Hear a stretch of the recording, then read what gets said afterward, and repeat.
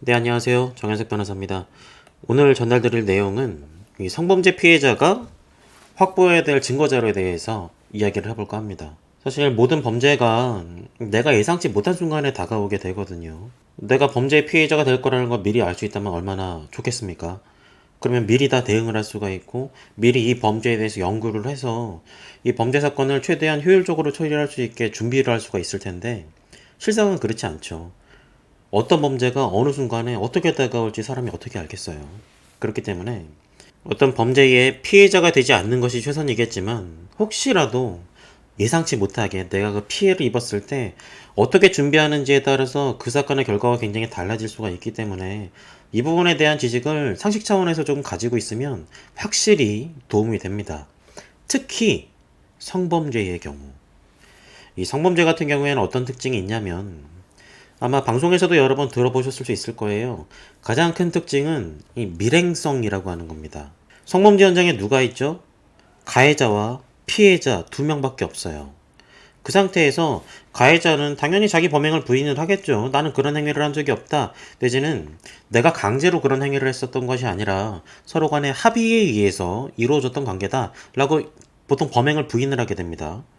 그럼 이 사건의 피해자는 그에 반대되는 상황을 이야기를 해줘야 되는데 이 사실관계를 증언을 해줄 수 있는 사람이 없는 거예요. 왜냐면 그 사건이 벌어진 걸 본 사람이 없기 때문에 오로지 가해자와 피해자 그 두 사람 이외에는 다른 사람이 없습니다. 그렇다면 이 피해자가 어떤 증거를 가지고 있는지에 따라서 이 수사의 향방에 굉장히 치명적인 영향을 미칠 수가 있어요. 그래서 이 성범죄 사건의 피해자는 내가 어떤 증거로 확보를 해야 되는지 미리 알고 있어야 됩니다. 일단 범죄 사건이 벌어지고 나서 일정한 시간이 경과돼 버리면은 내가 확보할 수 있는 증거를 놓쳐버릴 수도 있고 때로는 그 증거가 오염이 돼서 증거 가치가 떨어질 수가 있어요.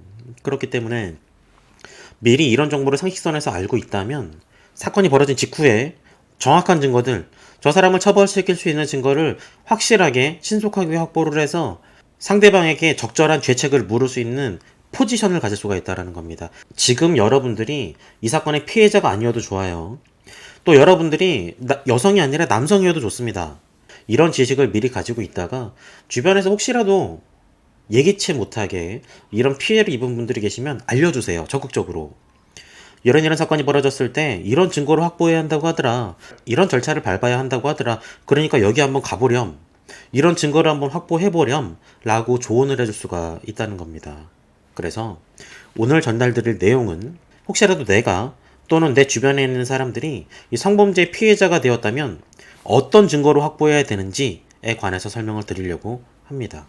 이 성범죄의 특성 중에 가장 중요한 것은 첫 번째 밀행성이기도 하지만 두 번째 가해자가 부인할 가능성이 높다는 거예요. 이에 대비되는 사건들이 폭행 사건이나 상해 사건 같은 것들이 있어요.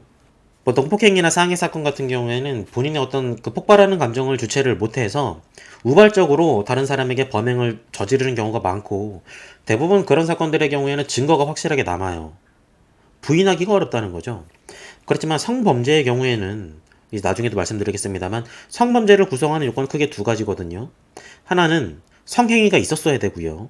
두 번째는 그것이 강제로 이루어졌어야 됩니다. 보통 이 두 번째 강제로 이루어졌다는 그 요건에 대해서 많이 다퉈요. 가해자들은 저 여성이 나에게 허락을 했다.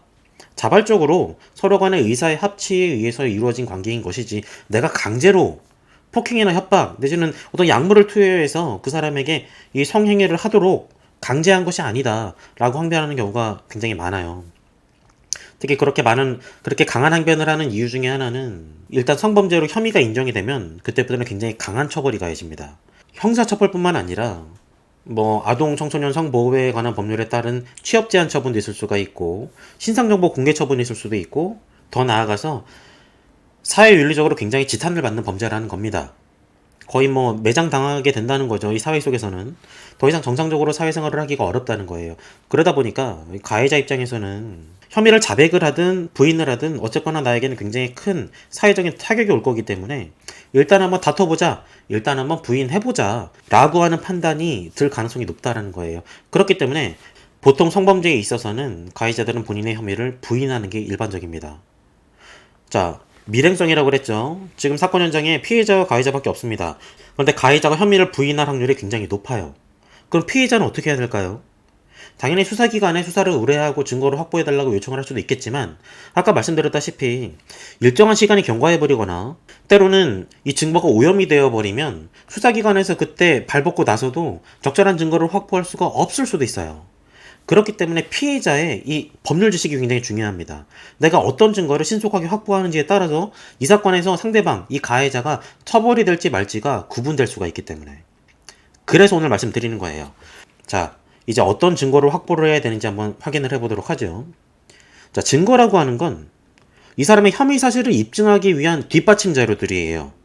그러면 어떤 증거를 확보할지는 내가 어떤 사실을 입증하고자 하는지에 따라서 내가 확보해야 되는 증거가 달라질 수가 있겠죠. 그러면 우린 일단 내가 어떤 사실을 입증을 해야 되는지 그 입증의 대상이 사실이 무엇인지를 확인을 해봐야 됩니다. 아까 말씀드렸다시피 성범죄는 이 두 가지의 요건으로 구성이 되어 있어요. 하나는 성관계가 있었을 것, 두 번째는 강제로 이루어졌을 것. 자, 이 두 가지를 어떻게 입증할 것인지 확인을 하시면 됩니다. 실무적인 내용을 설명을 드리는 거예요. 이런 증거들을 확보하시면 혐의 입증에 굉장히 유리해집니다. 자, 첫 번째, 성관계가 있었을 것. 성관계가 있었다는 걸 증명을 하기 위해서는 일단 여러 가지 검출물들이 있어야 돼요. 기본적으로는 가해자의 체액 내지는 정액 혹은 그 사람의 지문 이런 것들이 전부 다 이 성행위 사실을 입증할 수 있는 증거가 됩니다. 실무적으로 주로 문제되는 증거들을 살펴보면은 가해자의 정액이 나왔다. 정액이 만일에 피해자의 몸이나 아니면 옷 혹은 몸 중에서도 주로 성기 부분이겠죠. 그 부분에서 정액이 검출되었다라고 하면은 사실상 성행위 사실은 그냥 거의 다 인정이 됩니다. 왜냐면 도대체 거기 정액이 왜 있겠어요? 일반적인 상식에 비춰봤을 때 그 위치에 정액이 있었다고 한다면 당연히 성행위가 있었다라고 인정을 하는 겁니다. 뿐만 아니라 신체 부위 중에서 성적인 부위들이 있죠. 이를테면은 여성인 경우에는 가슴이라든가 성기 주변이라든가 혹은 옷으로 주로 가려지는 부분에 가해자의 타액이 묻어 있다 라고 한다면 성관계 사실 내지는 성추행 사실, 성적인 행위가 있었다는 사실에 대해서 충분히 입증이 가능해요. 제가 처리했던 다른 사건들 중에서는 피의자의 가슴 부위에서 가해자의 타액이 검출이 되어서 이 성행위 사실이 인정이 된 케이스가 있습니다. 물론 그 이후에 다른 증거들도 있었기는 했지만 실제로 그런 타액들이 검출이 된다는 거예요. 자, 그럼 이제 궁금해지죠. 신체에 묻어있는 그 타액, 신체에 묻어있는 그 정액 어떻게 검출을 할까요? 여러분들이 기억을 하셔야 될 단어는 딱 한 가지입니다. 해바라기 센터라는 데가 있어요. 해바라기 센터 꼭 기억하십시오. 왜냐면 해바라기 센터에서는 이 성범죄 피해자들을 위해서 원스톱 서비스를 제공을 하고 있어요. 원스톱 서비스에 뭐가 포함이 되느냐? 기본적으로는 첫 번째, 피해자가 해바라기 센터에 연락을 하고 방문을 했다. 그럼 여러분들의 심리적인 안정을 위해서 컨설턴트가 심리적인 상담을 해줍니다. 심리적으로 안정이 되면 그 다음 하는 행동은 증거 채취예요. 증거 채취를 어떻게 하느냐? 이 성범죄 키트라는 게 있습니다. 이 해바라기 센터는 기본적으로 의료기관 안에 있어요. 의료기관 안에 이제 정부의 협력을 얻어서 하나의 이 성범죄의 피해자를 돕는 원스톱 센터를 설치를 한 건데 그 안에서 성범죄 키트라는 걸 적용을 해서 여러분들의 몸에 묻어있는 상대방의 어떤 그 유전 정보를 확보할 수 있는 그 모든 채취들을 다 해줘요. 성기 주변에 있는 체액이나 타액 혹은 아까 말씀드렸던 가슴 주변에 있는 체액이나 타액 혹은 여러분들 몸속에 무언가가 지문이 묻어있다고 하더라도 그 지문도 검출을 해볼 수가 있습니다. 만일에 보존이 잘 되어 있다면. 그런 증거 채취들을 하는 작업을 해준다는 거예요. 그게 두 번째 해바라기 센터의 업무고요. 세 번째로 이게 사실 제일 좋은데 그 안에는 상주하고 있는 여성 경찰관이 있습니다. 모든 해바라기 센터에는 여성 경찰관이 상주하고 있기 때문에 피해자가 와서 성범죄 피해를 진술을 하면 거기서 바로 피의자 신문 조서를 작성을 해줘요. 다시 말해 집에 갔다가 조사관이랑 다시 날짜 잡고 경찰서에 다시 와서 또 조사받고 그럴 필요가 없다는 거예요. 상담, 증거 확보, 피해자 조사까지 한 번에 이루어진다는 거예요. 얼마나 좋습니까? 게다가 사실 이 해바라기 센터가 가장 중요한 이유 중에 하나는 일단 성범죄 피해자가 되고 나서 피해자가 집으로 돌아가서 이걸 어떻게 해야 되지? 이 사건 어떻게 내가 해야 할까? 고소를 해야 될까 말아야 할까? 이 피해 사실을 누구한테 말을 해야 할까? 고민을 하는 동안 시간이 지나가 버려요. 시간이 지나가는 동안 내 몸에 묻어있는 그 가해자의 그 더러운 체액들을 빨리 씻어내야 되겠다라고 샤워를 해버린다거나 옷을 전부 다 세탁을 해버린다거나 하는 그 일련의 과정들이 지나가게 되면은 이 증거들이 전부 다 오염됩니다. 여러분들이 샤워를 하는 순간 여러분 몸에 있는 가해자의 체액, 가해자의 정액 이런 그 가건물들은 전부 다 사라져 버리는 거예요. 상대방의 그 성행위 사실, 상대방이 여러분들을 덮쳤다라는 그 사실을 입증할 수 있는 증거가 사라진다는 겁니다. 굉장히 불리해져요. 아까도 말씀드렸죠. 가해자는 성범죄에 있어서 부인할 가능성이 매우 높습니다. 모텔에 같이 가기는 했지만 거기 재워놓고 그냥 나왔다. 나는 아무런 행동도 하지 않았다. 혹시라도 만약에 여러분들이 인사불성 상태였다. 법률적으로는 명정 상태라고 하는데 여러분들이 의식이 없는 상태였고 가해자가 여러분들을 모텔에 끌고 갔다. 그 상태에서 이 가해자가 성범죄를 이유로 고소를 당했을 때 그 가해자들은 그렇게 부인하는 경우가 있어요. 나는 성행위는 하지 않았다. 가서 재워놓고 그냥 나왔다. 라고 하는데 여러분들 몸에 있는 어떤 가건물들이 하나도 없어. 여러분들이 고소를 한 시기가 이미 그 성범죄가 있었던 때로부터 일주일이 지난 시기다. 그 사이에 여러 번 샤워를 했고 옷도 전부 다 빨아버렸다. 세탁을 해버렸다. 라고 하면 그 사람의 말을 반박할 수 있는 증거가 사라진다는 거예요. 얼마나 억울하겠습니까? 그렇기 때문에 이 성행위 사실을 입증할 수 있는 증거를 확보를 하기 위해서는 성범죄가 발생하자마자 바로 해바라기 센터로 가셔야 돼요. 바로 해바라기 센터로 가서 바로 여러분들의 몸에 묻어있는 그 가해자들의 증거물들, 가건물들 전부 다 채취를 하시고 그 상태에서 바로 피해자 조서를 작성을 하셔야 돼요. 그러면 적어도 아까 말씀드린 이 성범죄의 두 가지 요건 중에 성관계가 있었다는 사실을 입증하는 데는 전혀 무리가 없어요. 자, 두 가지 구성 요건 중에서 첫 번째 구성 요건, 성관계가 있었다는 사실을 입증할 수 있는 증거를 확보하는 방법을 말씀드렸습니다. 자, 그럼 두 번째. 사실 실무상으로는 이게 굉장히 많이 다투져요. 두 번째가 뭐냐? 강제로 이루어졌던 관계다. 서로 간의 합의에 의해서 이루어졌던 관계가 아니라 강제로 이루어졌던 관계다라는 걸 입증을 해야 돼요. 예전과 달리 근래의 성범죄의 추세는 전혀 모르는 사람에 의해서 성범죄가 이루어지는 경우보다는 내가 알고 있는 관계, 지인에 의해서 성범죄가 이루어지는 경우가 굉장히 많습니다.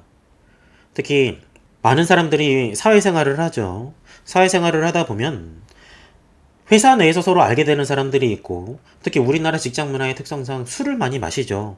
일 끝나고 나서 회식을 한다거나 술을 마실 때도 굉장히 과음을 하는 경우가 많습니다. 그런 상태에서 직장 동료에 의해서 성범죄가 이루어지는 경우가 굉장히 많아요. 그리고 직장 동료에 의해서 성범죄가 이루어지는 경우 대부분의 가해자들은 우리 원래부터 친밀했었고 서로 간에 마음이 있었기 때문에 서로 간에 합의하에 이렇게 이루어졌던 관계인 것이다 라고 이야기를 하거나 또는 일단 성범죄가 이루어지고 나서 그 이후에 이 피해자가 고소를 할지 말지 고민을 하는 사이에 서로 간에 굉장히 친밀한 관계가 이어지는 경우도 있어요. 왜냐하면 피해자 입장에서는 가해자가 보통 본인의 직장 상사인 경우가 많거든요. 그러다 보면 이 사람을 고소해야 되겠다라고 마음의 결정을 하기 전까지는 서로 간의 사회적인 관계를 유지하기 위해서 기분이 굉장히 안 좋아도 웃고 상대방이 보낸 메시지에 즐거운 듯이 메시지를 답변을 하는 경우가 있고 그렇단 말입니다. 그러면 가해자들은 아니 내가 만약에 강제로 그렇게 했다면 이 사건 이후에 그렇게 친밀하게 대했겠냐 라고 하는 걸 근거로 항변을 하게 돼요. 그렇기 때문에 피해자 입장에서는 이게 강제로 벌어진 사건이라는 걸 입증할 수 있는 증거를 확보해야 된다는 겁니다. 시기가 지나버리면 이 증거를 확보하기가 어려울 수가 있어요. 자, 어떻게 확보를 할 수가 있는가? 강제로 이루어졌다는 거. 우선 여러분들이 아셔야 되는 건 평상시에 굉장히 서로 친밀한 관계를 유지했다고 하더라도 이 성관계가 이루어졌을 그 당시에 여러분들이 이 성관계에 동의하지 않았다면 상대방은 함부로 여러분들에게 성관계를 실시할 수 있는 권리가 없어요. 피해자의 의사를 확인할 수 있는 상태에서 성관계가 이루어져야 그때야 비로소 화관이라는 겁니다. 합의하에 이루어진 성관계라는 거죠. 다시 말해 여러분들이 정신을 잃었다. 여러분들이 의식불명 상태였다. 술을 너무 많이 마셔서 흔히 말하는 명정 상태였다. 라고 한다면 평소에 아무리 친하게 지냈다고 하더라도 여러분들과 성관계를 한 상대방은 여러분들의 의사를 거슬러서 다시 말해 강제로 성관계를 한 거예요. 그렇기 때문에 만일 여러분들이 비틀비틀거리면서 모텔로 들어갔다. 근데 여러분들은 기억이 없습니다. 내가 완전히 술을 많이 마셔가지고 지금 정신을 거의 잃은 상태였고 흔히 말하는 블랙아웃이 된 거죠. 기억이 안 나는 상태가 된 겁니다. 그 성범죄가 이루어진 그 장소까지 걸어갈 때 여러분들이 정상적으로 걸어가는지 아니면 누가 보더라도 술에 만취한 상태에서 비틀비틀 거리면서 걸어갔는지, 이 내용은 이 성관계가 강제로 이루어진 것인지 혹은 합의하에 이루어진 것인지 입증을 하는데 굉장히 중요한 자료가 될 수가 있어요. 그런 자료들은 어디 나타나 있을까요? 보통은 CCTV에 있습니다. 이 성범죄가 이루어진 장소가 모텔이라고 한다면 모텔 복도, 모텔 정문 등등에 있는 그 CCTV를 확인을 하시면 되겠죠. 뿐만 아니라 여러분들이 이 성범죄가 이루어졌던 그 장소를 보면 아무리 술을 많이 마셨다고 하더라도 대략적으로 동선을 예측할 수가 있을 거예요. 처음에 같이 술을 마셨던 장소에서부터 이 성범죄가 이루어졌던 장소까지 그 걸어가는 길, 그 길의 동선을 찾아가다 보면은 보통 여러분 요즘에는 방범 CCTV도 굉장히 많고, 그곳이 만약에 번화가였다고 한다면 지나오는 길목에 있었던 그 업소들의 정문 앞에도 업소용 CCTV가 다 달려 있어요. 그 CCTV를 보면은 여러분들이 움직였을 것으로 기억이 나는 그 시간대에 그 업소의 CCTV를 확인을 해보면 여러분들이 걸어가는 그 장면들이 찍혀 있을 수가 있습니다. 그러면 여러분들이 굉장히 가해자에 엎혀서 갔는지, 가해자가 부축해서 여러분들을 끌고 갔는지, 혹은 비틀비틀거리면서 금방이라도 쓰러질 것 같이 갔는지, 여러분들의 이 성범죄 피해 당시의 상태를 알 수가 있다는 거죠. 그리고 CCTV는 빨리 확보해야 됩니다. 보통 이 업소 같은 경우에는 30일 단위로 CCTV를 삭제하는 경우도 있지만, CCTV 빨리 삭제하는 경우는 일주일 만에 삭제해버리는 경우도 있어요. CCTV가 삭제가 되면 여러분들은 이 성범죄 피해 당시에 여러분들의 상태를 입증할 수 있는 자료를 잃어버리는 거예요. 방범용 CCTV 같은 경우에는 30일까지는 보통 보관을 합니다. 그러면 이런 자료들을 확보를 하셔서 그 당시에 나는 명정 상태였다, 나는 의식이 없는 상태였다, 술을 너무 많이 마셔서 인사불성 상태였고 성관계 여부에 동의를 할 수 있는 상태가 아니었다는 것을 입증할 수 있다는 거예요. 그게 첫 번째고, 그 다음 입증할 수 있는 증거는 범죄 피해 직후에 여러분들이 어떤 행동을 했는지 역시도 중요합니다. 범죄 피해 직후에 전혀 아무런 문제가 발생하지 않은 것처럼 정상적으로 생활을 했다면 이 범죄 피해자로서는 좀 불리한 상황에 놓일 수가 있어요. 적어도 상대방이 다투고 있는 것은 성관계를 안 했다가 아니라 합의하에 성관계를 했고 우린 즐거웠다 라고 이야기를 하는 건데, 실제로 피해자가 즐겁게 생활하고 있었다 라고 하면 피해자 입장에서는 이것이 강제로 이루어진 관계다라고 하는 걸 입증하는데 어려움이 있을 수가 있다는 거예요. 그래서 비록 간접적인 증거기는 하지만 여러분들이 범죄 피해가 발생한 직후에 주변 사람들에게 고통을 호소를 하고 상담을 하게 되고 앞으로 내가 어떻게 조치를 해야 되는지 알아보고 하는 그 일련의 절차를 거쳤다는 내용은 여러분들에게 있어서 이 관계가 강제로 이루어진 것이고, 나는 이 사건으로 인해서 이 사건 직후부터 굉장히 고통을 받고 있었다 라고 하는 사실을 입증할 수 있는 증거가 된다는 거예요. 주변 사람들에게 그냥 말로만 한 경우에는 입증이 좀 부족할 수가 있습니다. 다른 사람들이 구체적으로 어떤 말을 했는지 정확하게 기억을 해내는 것도 어렵고, 가해자 측에서는 저거 다 친구들이랑 짜고 한 이야기다, 지금은 친구들이 그때 그 친구가 굉장히 나한테 고민을 토로했었다라고 진술하긴 하지만 실제로 그때 그런 일이 있었는지 없었는지 어떻게 하냐 라고 항변을 할 수가 있기 때문에, 여러분들이 이 주변에 어떤 고민을 호소를 할 때는 전화도 좋고 서로 간에 이야기를 하는 것도 좋지만 가장 중요한 자료는 문자 메시지예요. 문자 메시지를 통해서 여러분들이 신뢰할 수 있는 사람들에게 지금 이 사건에 대해서 토로를 하십시오. 사건에 대해서 고민을 상담을 해보세요. 그리고 그 고민을 상담하는 시기는 이 범죄 피해 발생 시기로부터 최대한 빠른 시간 내에 하셔야 됩니다. 범죄 발생 직후 내지는 범죄 발생일로부터 그 다음날 정도의 상담을 하고 고민을 토로하는 문자 메시지가 있다면 굉장히 좋은 자료가 될 수가 있어요. 그래서 그런 문자 메시지 확보하시면 좋다라고 하는 거예요. 그리고 또 중요한 거 한 가지는 여러분들의 진술이 일관되어야 한다는 겁니다. 혹시라도 범행 직후에 수사기관에 어떻게 고소를 한다거나 어딘가에 범죄 사실을 알릴 때 이 분한 마음에 사건의 내용을 조금 더 부풀렸다, 이런 사건의 내용에 조금 더 뭔가 상대방에게 불리할 것 같은 이야기를 보탰었다, 그랬는데 나중에 형사재판 절차에서 이야기를 들어봤더니 이 피해자가 진술한 내용 중에 과장되거나 허위사실이 개입되어 있더라, 내지는 피해자의 진술이 일관되지 않더라 라고 하면 여러분들에게 불리하게 작용을 할 수가 있습니다. 다시 말해서 가해자 입장에서는 본인의 디펜스를 할 수 있는 그 근거가 더 생긴다라는 거예요. 보통 이 가해자가 항변하는 사유 중에 주요 사유는 우리는 합의하에 관계를 가진 거다, 그런데 저 사람이 나에 대한 어떤 앙심을 품어서 나를 괴롭히기 위해서 이렇게 무고하는 거다 라고 항변을 하는 경우가 많고, 이 가해자의 이런 무고 주장들은 여러분들의 진술이 일관되지 않을 때 더 무게감이 실려요. 다시 말해서 피해자의 진술이 일관되지 않으면 재판부 입장에서도 의심을 가진다는 거죠. 이 성범죄 사건 같은 경우에는 형사법원에서 굉장히 엄격하게 판단합니다.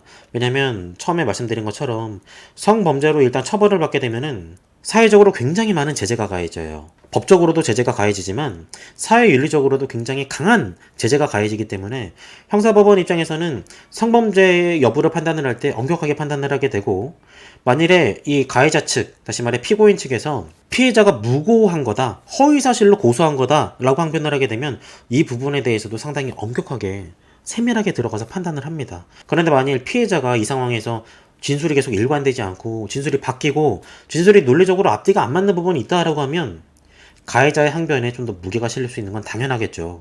그렇기 때문에 피해자 입장에서는 피해 사실을 진술을 하고 주변에 있는 사람들에게 뭔가 고민을 상담을 할 때에도 있는 사실을 그대로 이야기를 하시는 게 좋아요. 상대방으로부터 카운터 어택을 받을 수 있는 가능성이 있기 때문에 그 가능성을 미연에 차단시켜야 된다는 겁니다. 자, 제가 이제 두 가지 말씀드렸어요. 첫 번째, 성행위 사실을 입증할 수 있는 자료, 해바라기 센터에 가시라. 그리고 해바라기 센터에 가실 때는 절대 몸 씻지 마시고요. 가장 좋은 건 범행 직후에 바로 해바라기 센터에 연락을 하셔서 바로 해바라기 센터로 가시는 거예요. 집에 가지 마시고요.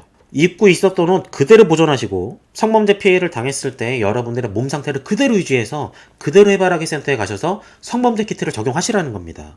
두 번째, 이 성관계가 강제로 이루어진 것이다, 나의 의사에 의해서 이루어진 것이 아니다 라고 하는 사실을 입증하기 위해서는 말씀드렸죠. CCTV 자료들을 확인하셔야 된다. 그리고 범행 직후에 여러분 주변에 이런 내용들을 호소했다는, 고민을 호소하고 상담을 받았다는 내용들 증거자료로 남겨두시라 라고 하는 것이고요. 또 강제로 이루어졌다는 부분에 대해서 가장 확실하게 입증을 할 수 있는 증거는 사실 가해자의 자백이에요. 내가 이런 행위를 했고 그날 내가 너무 술이 취했는지 그때 이런 잘못을 했다, 그래서 정말 미안하다, 사과를 구한다 라고 하는 메시지가 있다면 상대방의 범행 사실을 완벽하게 입증을 할 수가 있습니다. 물론 가해자가 나중에 또 이 사실을 부인을 할 수도 있어요.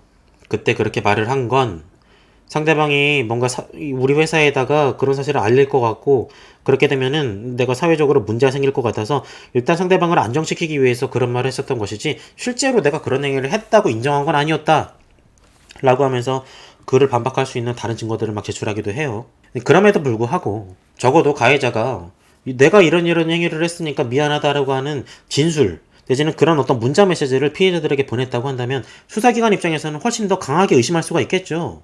그 사람이 이렇게 잘못했다라는 부분에 대해서 일단 상대방에게 강하게 경고를 해야겠죠. 네가 이런 행위를 한 것에 대해서 나는 정말 자괴감을 느끼고 있고 너무 정신적으로 고통을 받고 있고 일상생활을 못할 정도다. 너 어떻게 할 거야? 너 반성을 하고 있니? 라고 하는 걸 물어봐서 상대방이 이 부분에 대해서 자신의 행위를 인정을 하고 반성을 하고 있다는 부분을 문자 메시지를 통해서 전달을 받거나 카카오톡 메시지를 통해서 전달을 받거나 아니면 전화로 이야기를 했다면 전화 내용을 녹취를 해서라도 그 내용을 확보를 해두시는 게 굉장히 중요합니다. 제가 이렇게 말씀드리는 이유는 뭐냐면 일단 성범죄의 피해자가 됐다는 사실만으로도 굉장히 고통스럽습니다. 정신적으로. 그런데 가해자가 이 범행 사실에 대해서 부인하고 있는 모습을 보면 더 고통받아요. 정말 세상이 다 미워지죠. 나는 이 사건의 피해자인데 오히려 저 사람이 나를 꽃뱀이라고 몰아간다. 나를 꽃뱀으로 몰아가서 오히려 내가 나쁜 사람이라고, 내가 부도덕한 사람이라고 이야기를 한다 라고 하는 걸 보면 정말 정신적으로 거의 붕괴가 됩니다. 흔히 말하는 시체말로 멘붕이 되는 거죠. 얼마나 고통스럽겠어요. 이런 일이 벌어지면 안 되기 때문에 여러분들이 만약에 성범죄에 피해를 입었다면은 성범죄 가해 사실을 입증할 수 있는 증거를 미리 확보를 해두시는 게 중요하다는 거예요. 초반에 말씀드린 것처럼 수사기관이 증거를 수집을 하는 게 원칙이기는 하지만 일정한 시간이 경과해버리거나 혹은 그 증거들이 오염이 되어버리면 수사 전문가들이 아무리 뒤늦게 뛰어들어도 그 증거를 확보할 수가 없을 수가 있어요. 그렇기 때문에 오늘 말씀드린 이 내용들을 잘 숙지를 해두셨다가 혹시라도 여러분 혹은 여러분들의 주변에 성범죄 피해를 입은 사람이 있다고 한다면 재빨리 신속하게 이런 증거를 확보해야 된다고 알려주시고, 이런 증거를 확보하기 위해서는 어떤 절차를 거쳐야 된다는 것을 꼭 설명을 해주셔서 조기에 이 성범죄에 대한 입증 자료들을 확보를 해서 적어도 억울하게 꽃뱀으로 몰리는 일은 없도록 도와주시면 좋을 것 같아요. 지금 시간이 벌써 저녁 9시입니다. 금요일이에요. 불타는 금요일 저녁 9시에 제가 이런 영상을 찍고 있는 이유는 범죄 피해자가 됐음에도 불구하고 증거를 확보하는 요령이 없어서 오히려 꽃뱀으로 몰리는 억울한 상황이 발생하지 않기를 바라는 마음에서 이 영상을 촬영하고 있는 거니까 잘 알아두셨다가, 잘 숙지해 두셨다가 꼭 여러분 주변에 도움을 주시기를 바라겠습니다. 예, 이만 오늘은 마치도록 하고요. 다음에 더 좋은 영상으로 또 찾아뵙도록 하겠습니다. 감사합니다.